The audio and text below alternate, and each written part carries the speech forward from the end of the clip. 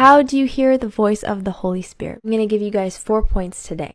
The number 1 point, which is the most important point, is the Word. The Word is your foundation, and through the Word, that's how you get to know Jesus, his personality, what his likes are, what his dislikes are. You won't be able to recognize when he's speaking if you do not know him personally. In John chapter 10, verse 4 to 5, he says, I am the good shepherd. I know my own sheep, and they know me. A stranger they will not follow, but they will flee from him, for they do not know the voice of strangers. So you have to know Jesus. Second point is to fellowship with him. People think that spending time with Jesus is just when you read the Bible and that's it, and then you go on about your day. No, it's about meditating on the Word. When you're meditating on the Word, you are fellowshipping with it. The Word says, be transformed by the renewing of your mind. You have to continuously renew your mind with the Word of the Lord and take every thought captive and make it obedient to Christ. You have to fill your mind with the Word. It's about that continuous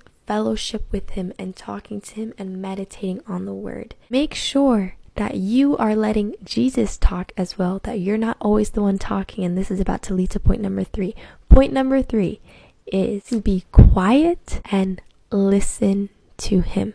In the letter of James, it says to be quick to listen, slow to speak. In the book of 1 Samuel chapter 3, this is very powerful.